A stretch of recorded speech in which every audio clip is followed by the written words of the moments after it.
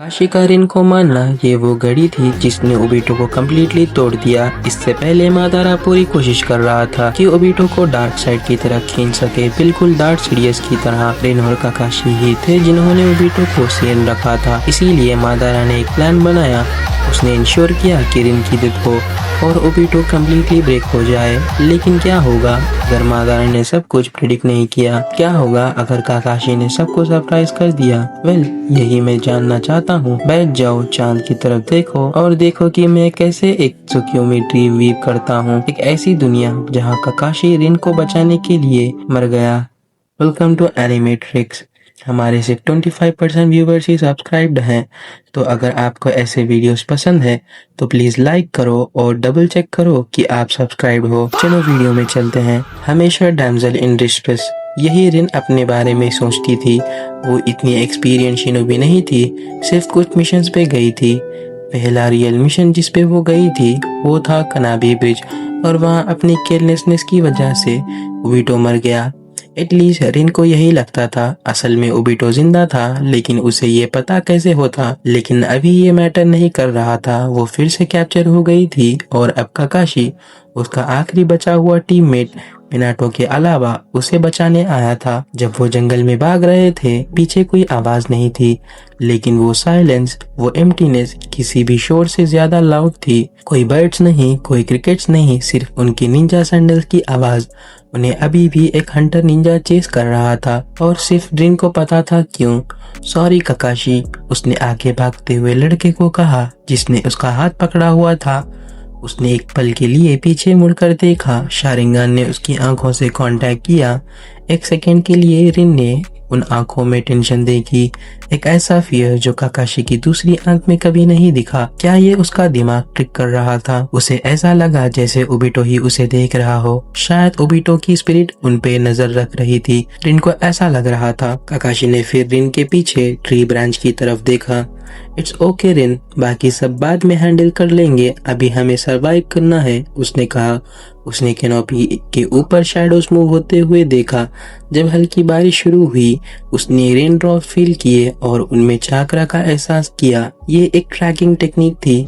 किरी निंजास की आदत थी बारिश करवाने की, ताकि अपना चाकरा स्प्रेड कर सकें और फॉरेन चाकरा टाइप्स के बारे में इंफॉर्मेशन कलेक्ट कर सकें। और अभी उनकी लोकेशन इस सडन डाउनपोर ने स्निच कर दी थी। और सबसे बुरा ये था कि वो एक ओपन एरिया में आ रहे थे, और जब तक उन्हें एनिमी चेस कर रहा था, उनके पास कोई और ऑप्शन ही नहीं था, बस उस ओपनिंग से भागना था। जब वो रिन के साथ ओपन एरिया में भागा, वो क्लियरिंग ने कोई कवर नहीं दिया, कोई मर्सी नहीं, और यहीं पे किरी ने फाइनली उन्हें कैच कर लिया। शिनोबी ट्री ब्रांचेस से जंप किए और उन्हें घेर लिया। काकाशी ने रिन को अपने पीछे खींचा और उसका शारिंगान डिटर्मिनेशन से जल रहा था।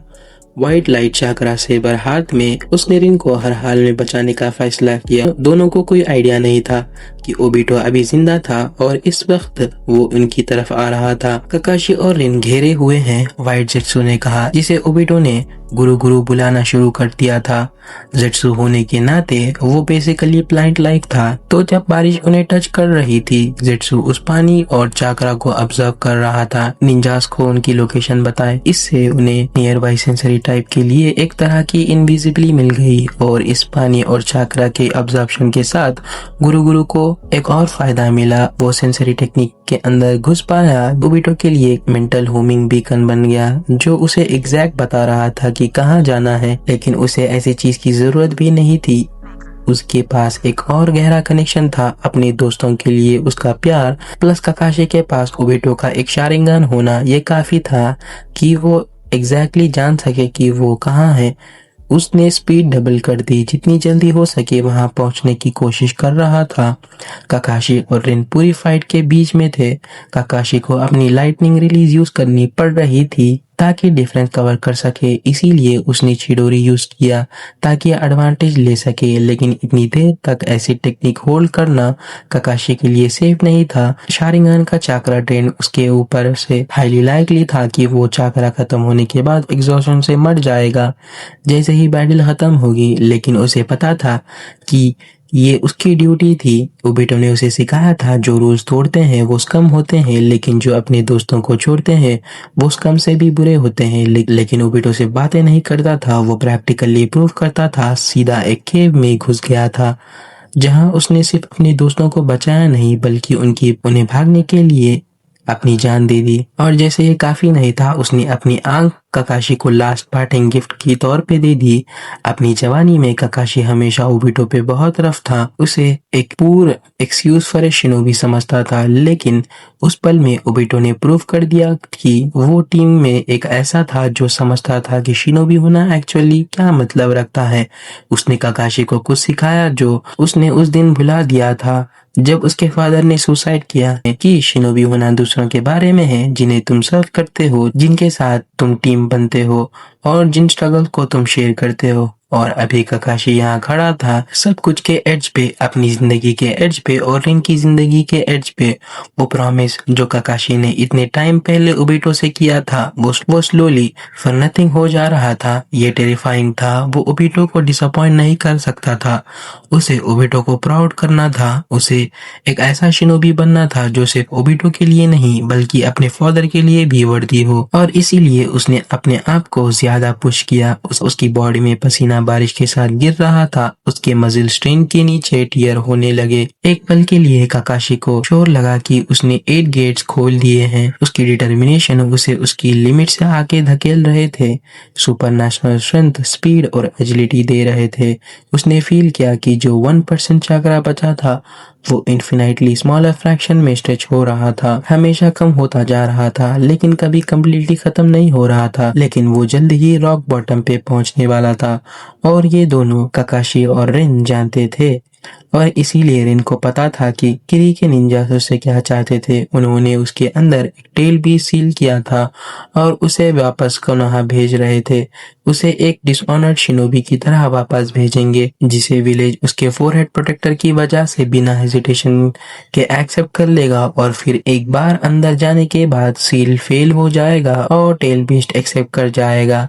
उस वक्त किरी निंजास विलेज में घुसकर सब कुछ डिस्ट्रॉय कर देंगे। ये उनका मास्टर प्लान था। जब उसने अपने आप को नीचे देखा, वीक, असली फाइट बैक करने में इनकेपेबल, सिर्फ दूसरों के द्वारा बचाए जाने के अलावा कुछ करने में इनकेपेबल, उसे पता था कि अगर वो सच में एक शिनोबी है तो वो सर्वाइव करने के लिए कुछ भी करने को तैयार होगी। और इसीलिए जब ककाशी एक स्ट्राइक के साथ उसके पास से गुजरने का प्लान बना रहा था, उसके रास्ते में कदम रखा, प्लानिंग की वो उसे मरने दे। अगर उसने ऐसा किया तो ककाशी को रुकने का कोई रीजन नहीं होगा और वो भाग सकता है। और किरी निंजास इतने ऑब्जर्व होंगे उसकी जान बचाने में कि ककाशी को चेज नहीं कर पाएंगे। और वही उसने किया। वो उसके सामने खड़ी हो गई, होपिंग कि उसका हाथ उसके दिल को पियर्स कर दे। एक क्विक डेथ, रिलेटिवली कम पेन, सिर्फ कुछ सेकंड्स की कॉन्शियसनेस बची होगी पेन फील करने के लिए। उससे पहले ब्रेन शट डाउन हो जाएगा। फ्रैंकली ये कई शिनोबीज के मुकाबले एक ज्यादा मर्सिबल एंड था, लेकिन जब ब्रेन ऑक्सीजन लूज करना शुरू करता है, नर्वस सिस्टम स्लोली रीड नहीं कर पाता जब ब्रेन ऐसे फंक्शन शट डाउन करता है। इसीलिए उसने इस बात का फैसला किया, सोचकर कि वो ओबिटो से मिलने के लिए तैयार थी। वहां खड़ी होकर उसे पता था कि उस पॉइंट पे ककाशी रुक नहीं सकता था। उस पल रिन ने एक गहरी सांस छोड़ी, अपनी एंजाइटी रिलीज की, क्योंकि अब वो एक ऐसी पोजीशन में थी जिसे वो चेंज नहीं कर सकती थी। उसके दिमाग ने उसके एक्शन पे सवाल उठाया, क्या ये सही था? ककाशी के चेहरे पे जो एक्सप्रेशन था उसने उसे सवाल किया, लेकिन ये फैक्ट कि ककाशी के चेहरे पे कोई एक्सप्रेशन था ही ये बताता था कि वो अभी भी जिंदा था और शायद जिंदा ही रहेगा। इतने सारे लोग जिंदा रहेंगे और किरी अपना सबसे बड़ा वेपन खो देगा। Win win situation, right? लेकिन जो उसने एक्सपेक्ट नहीं किया था वो ये था कि ककाशी अपना एल्बो हिंज करके दूसरी डायरेक्शन में धकेल देगा। वो सच में मूव करना नहीं रोक सकता था, लेकिन वो अपने आप को रिन को मारने से रोक सकता था। और इसीलिए दोनों कोलाइड हुए और रोल हुए। थोड़ी देर तक वो रोल करते रहे, फिर रुके। रिन एक पल के लिए वहां लेटी रही, अपना सर रब कर रही थी। ककाशी ने ऊपर देखा। आखिर तुम क्या कर रही हो? उसने पूछा। ककाशी उसने पॉइंट किया, शिनोबी आ रहे हैं। काकाशी खड़ा हुआ, उसका white light chakra saber brilliantly shine कर रहा था। वो खड़ा हुआ और ऑलमोस्ट गिर गया। गिरते वक्त उसने अपना सर बहुत जोर से मारा। उसने अपना सर हिलाया जब उनके आसपास की एयर शिनोबी से भर गई। पीछा कर रहे थे एक पल में लाइफ स्नफ आउट करने के लिए, जैसे कोई बड़ी बात नहीं हो। लेकिन जो उन्हें पता नहीं था, काकाशी भी वही करने को तैयार था। उसने गुस्से से चिल्लाया, मैं तुम सबको मार दूंगा। उसने चिल्लाया और उसकी ब्लेड ने इस प्रॉमिस को पूरा किया। उसने क्रिम्सन आर्क को छोड़ा। जब वो मूव किया, व्हाइट लाइट डेथ और डिस्ट्रक्शन से करप्ट हो गया। ओबिटो तेज से मूव किया, फॉरेस्ट के एज पे पहुंचा। अपनी आंखों से देखने से पहले उसने काकाशी की आंखों से देखा। वो एक पल के लिए रुका, बिलीव नहीं कर पाया कि जो उसने देखा वो सही है। वो एक ट्री के बेंच पे चढ़ा और नीचे देखा। उसने काकाशी को वहां खड़े देखा, कुनाई और टांटो उसके बॉडी में घुसे हुए, और फिर भी वो खड़ा था। अपने बॉडी में से एक ब्लेड निकाला, रेडी हो गया डुएल व्हील्ड करने के लिए। काकाशी, ओबिटो ने चिल्लाया, ये बहुत डेंजरस है। ओबिटो, हम अंदर नहीं जा सकते, ऐसा गुरु ने कहा। अगर तुम इतना डरते हो तो मुझसे उतर जाओ, मैं उन्हें छोड़ने नहीं वाला। वो व्हाइट जिप्सो के साथ ही कूद गया। जो वो देख रहा था, उसका गुस्सा उसके अंदर ऐसी एबिलिटी जगा रहा था जिसके बारे में उसने कभी सोचा भी नहीं था। वुड रिलीज यूज कर उसने एनिमी पे वुडन शार्प फायर किया जैसे बारिश हो रही हो। एरोस के साथ में ओबिटो और काकाशी ने फाइट करना जारी रखा। उनके कंबाइंड एफर्ट से उन्होंने आसपास के ऑलमोस्ट सारे शिनोबीज को डिफीट किया, डिस्ट्रॉय कर दिया। बाकी को वुड्स में भागते हुए छोड़ दिया। ओबिटो वहां खड़ा रहा और उन्हें जाते हुए देखा, फिर काकाशी की तरफ मुड़ा। काकाशी एक वीज के साथ अपने घुटनों पे गिर गया। रेन उसके पास दौड़ी। इस पॉइंट तक काकाशी के बॉडी के बाहर का ब्लड अंदर से ज्यादा था, और ये कोई झूठ नहीं था। जैसे ही रिन ने उसे पकड़ा, वो उसके अगेंस्ट लीन हो गया। उसका बॉडी अभी भी मल्टीपल ब्लेड से भरा था। ओबिटो उसके पास आया। काकाशी की बॉडी एक पल के लिए सांस ली, ब्लिंक किया। ये आवाज, उसने कहा। उसकी आंखें ऊपर उठी ओबिटो की तरफ। तुम कौन हो? गुरुगुरु ओबिटो के चेहरे से हट गया। स्कार फेस एक्सपोज हो गया उनके सामने। इतना भी विकेट उसका अपीयरेंस हो, फिर भी वो समझ पाया। ओबिटो, रिक ने पुकारा। उसका बॉडी शिफ्ट हुआ जैसे काकाशी से एक मफल्ड क्राई निकली। जब उसने इमीडिएटली रुककर काकाशी को स्टिल होल्ड किया। कैसे? काकाशी ने पूछा। लॉन्ग स्टोरी है, ओबिटो ने कहा। जब हम कोनहा वापस पहुंचेंगे तब बताऊंगा। काकाशी ने एक सांस छोड़ी, छोटी सी आवाज के साथ कहा, मैंने अपने प्रॉमिस रखा। उसने कहा, मैंने उसे प्रोटेक्ट किया, शायद परफेक्टली नहीं, लेकिन मैंने उसे जिंदा रखा जैसे तुमने कहा था। हाँ, तुमने किया। मैं तुमसे इससे ज्यादा प्राउड नहीं हो सकता था, ओबिटो ने कहा। काकाशी एक पल के लिए चुप रहा, जिससे ओबिटो टेंशन में आ गया। लेकिन फिर उसने बोला, अपनी आंख वापस ले लो यार, उसने कहा। ओबिटो कंफ्यूज था। उसने अपना सर हिलाया। नहीं, मैंने तुम्हें दी थी, मैं उसे यूज नहीं कर सकता। ओबिटो, मेरे साथ मरने की कोई जरूरत नहीं, उसने कहा। वो लास्ट पार्ट ने ओबिटो को सॉलिड फील कर दिया। तुम नहीं मर रहे। काकाशी ने ओबिटो को ऐसे देखा जैसे वो इडियट हो। उसने अपनी आंखें बंद की जब तक वो रिन की एम्ब्रेस में था। मैं शॉक हूँ ओबिटो, ये फैक्ट कि मैं अभी भी जिंदा हूँ, ये एक मिराकिल है। बस तुम ये आई वापस ले लो। मैं गुस्सा हो जाऊंगा अगर तुम नहीं लोगे, उसने कहा। और इसीलिए ओबिटो ने अग्री कर लिया। रिन ने प्रोसीजर परफॉर्म किया जिससे ओबिटो दोबारा दोनों शारिंगन के साथ हो गया। जब काकाशी वहां पड़ा था, उसे पेन से कोई फर्क नहीं पड़ रहा था। आफ्टर ऑल, वो अब फील ही नहीं कर पा रहा था। उसका पूरा बॉडी नम था। कुछ और पल बीत गए जब वो सिर्फ वहां पड़ा था, रिन के अगेंस्ट सांस ले रहा था। काकाशी ने फिर बोला, उसे बता दो कि तुम क्या फील करते हो, इस मोमेंट को वेस्ट मत करना, उसने कहा। काकाशी ने कम्प्लीटली बोलना बंद कर दिया। आखिर में उसकी बची हुई लास्ट स्ट्रेंथ बर्नआउट हो गई और उसने सांस लेना बंद कर दिया। पिच ब्लैक वॉइड में काकाशी चल रहा था। हाँ, उसे एक ऑरेंज लाइट मिली। जैसे ही वो उसके पास आया, काकाशी ने अपने फादर को एक कैंप फायर के पास बैठे हुए देखा। काकाशी चलकर उसके पास बैठ गया। मैं तुम्हारा इंतजार कर रहा था, सकुमो ने कहा, लेकिन मैं नहीं चाहता था कि तुम इतनी जल्दी यहाँ आओ। तुम्हें अभी यहाँ आने की कोई जरूरत नहीं थी। काकाशी ने सकुमो की तरफ देखा। उसके वर्ड सिंपल थे, लेकिन तुम्हें भी यहाँ नहीं होना चाहिए था, काकाशी ने कहा। उसने फिर बोला, आई होप मैंने तुम्हें प्राउड किया। सकुमो ने सर हिलाया। आई एम सॉरी, मैंने तुम्हारे लिए वही नहीं किया। अब आप इटर्निटी तक मुझे प्राउड कर सकते हो, काकाशी ने कहा। और उसी एक पल में जो रिजेंटमेंट उसके दिल में अपने फादर के लिए था, वो कम्प्लीटली फ्लश हो गया। ये एक नई शुरुआत थी, इटर्निटी की शुरुआत, और वो इसे साथ में बिताएंगे रियलिटी में वापस। ओबिटो की आंखें कब से मांगेक्यों में शिफ्ट हो चुकी थी। वो बस बॉडी को देख रहा था। जब रिन अपसेट हो रही थी, ये मेरी गलती है, क्यों हर किसी को मानना पड़ता है? क्यों मैं इतनी स्ट्रांग नहीं हो सकती? या कम से कम क्यों हर बार कोई और मेरे लिए सैक्रिफाइस क्यों करता है? क्यों मैं एक बार मरने वाली नहीं हो सकती? उसने डिमांड किया। क्योंकि हम तुमसे बहुत प्यार करते हैं, ओबिटो ने कहा। वो खड़ा हुआ और ककाशी के साथ उसका बॉडी उठाया। उसने रिन को हाथ से ऊपर खींच लिया। उसने पीछे साइलेंट फॉरेस्ट की तरफ एक सेकंड के लिए देखा, फिर बोला, हमें मूव करना होगा। वो रीग्रुप कर रहे हैं, वो जल्द ही वापस आएंगे। रिन ने सर हिलाया और साथ में दोनों कोनोहा के लिए भागे। वो भागते रहे जब तक उन्हें आईलाइट लाइंस नहीं दिखी। दोस्तों के हाथों में सेफ्टी मिली।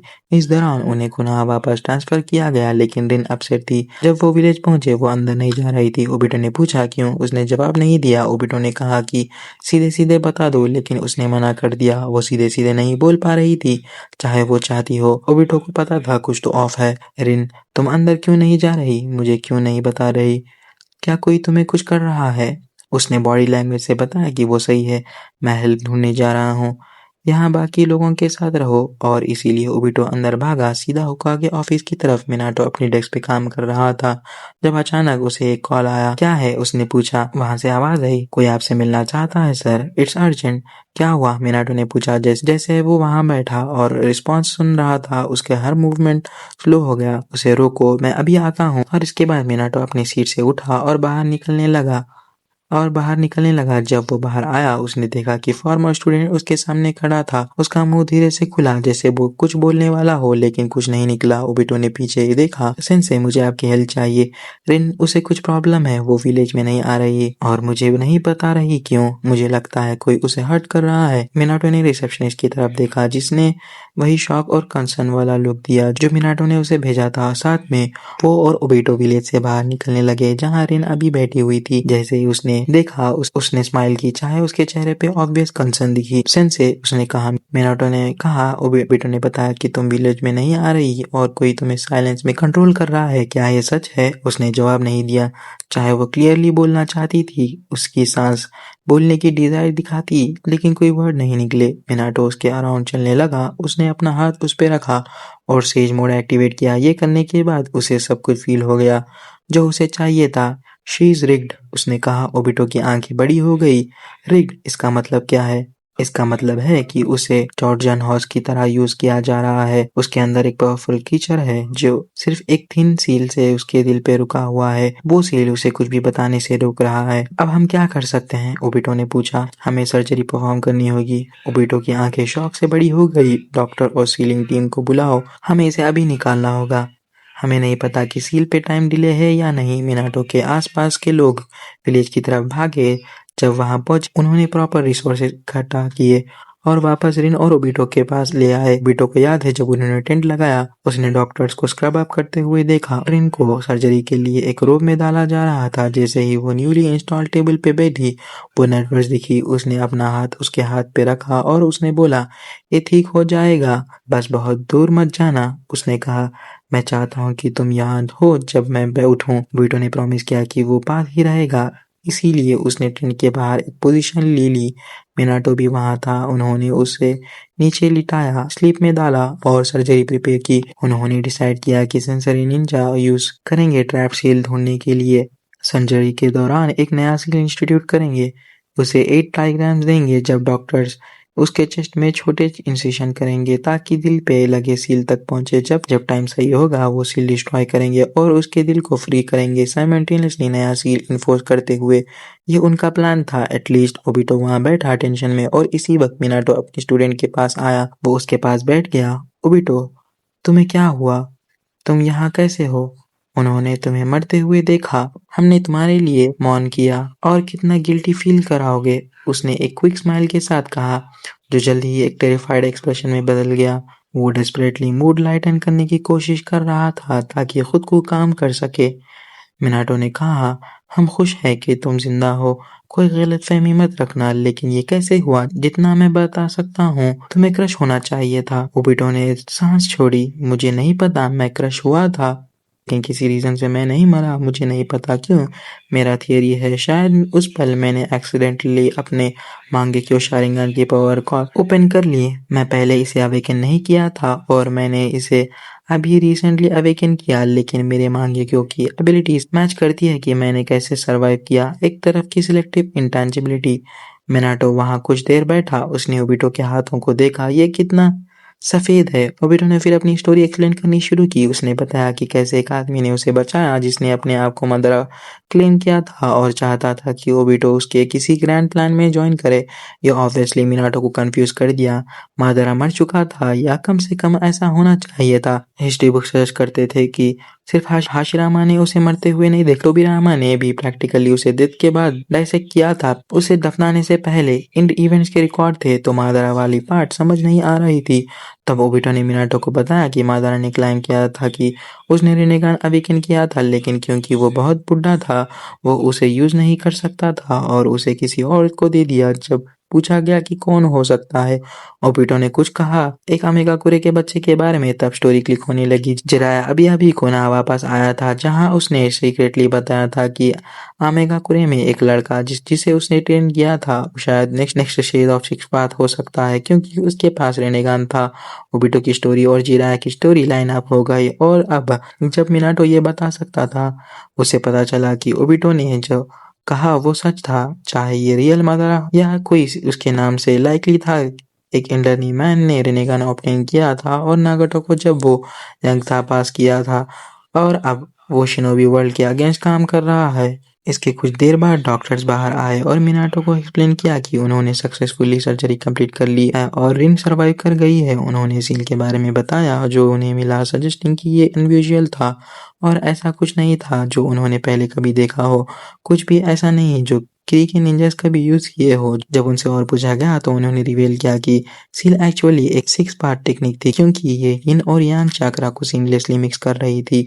ओबिटो और मिनाटो ने एक दूसरे को देखा। जब उन्हें रियलाइज हुआ कि 6 पार्ट पावर इन्वॉल्व थी। वो आदमी, क्या उसने कुछ रिन के साथ किया? ओबिटो ने सवाल उठाया। तुम्हें हमें सब कुछ बताना होगा ओबिटो, वो आदमी कहाँ था? और इसीलिए ओबिटो ने सब कुछ बता दिया। उसने जेट्सू के बारे में बताया, प्लान के बारे में, बुढ़े आदमी के बारे में, मेमोरीज और आइडियाज जो उन्होंने शेयर किए, सब कुछ। मिनाटो ने एक स्पेशल स्क्वाड भेजा ग्रेवयार्ड इन्वेस्टिगेट करने के लिए, लेकिन वहां पहुंचने पे उन्हें कुछ नहीं मिला। साइन थे कि कोई कभी वहां था और एक बड़ा ऑपरेशन अनफोल्ड हुआ था अंदर, लेकिन अभी कोई ट्रेसेस नहीं थे कि कौन था या वो कहाँ गए। केस क्लोज हो गया। लगता है गुरु ने मादारा को इवेंट्स के बारे में बताया और वो वहां से चले। ये कैसे कर सकता था? उसे नहीं पता था, क्योंकि मादारा पूरा टाइम लाइफ सपोर्ट पे था जब से ओबिटो उसे जानता था। लेकिन जो भी हुआ, मादारा अब जा चुका था। लेकिन जो काकाशी के साथ हुआ उसकी न्यूज मिनाटो के साथ शेयर की गई और मिनाटो ने काकाशी के लिए एक पब्लिक सर्विस रखी। इंश्योर किया कि उसके रिमेन्स कोनोहा के व्हील ऑफ फायर सिमेट्री में दफनाए जाएं। उसका नाम कोनोहा के वॉलन के मॉन्यूमेंट पे लिखा गया। ओबिटो रिन की रिकवरी के दौरान उसके साथ रहा। जैसे ही वो रेस्ट कर रही थी तक वो उठी नहीं, और जब वो उठी उसने उसका हाथ अपने दोनों हाथों में लिया और टाइट पकड़ा, अपने चेहरे पर खींचकर हर नकल पे किस किया। ये वही है जिसके बारे में काकाशी बोल रहा था, उसने स्माइल के साथ पूछा। उसने सर हिलाया। काकाशी ने मुझे कहा था कि मैं जो उसने किया है उसे वेस्ट ना करूं, और चाहे मैं कितना भी नर्वस हूं, मैंने बहुत कुछ सर्वाइव किया है और उसने मुझे ये अपॉर्चुनिटी प्रेजेंट करने के लिए अपनी जान दी। मैं बेवकूफ़ होता अगर मैं इसे नहीं लेता। उसने कहा, रिन, मैं तुमसे प्यार करता हूँ।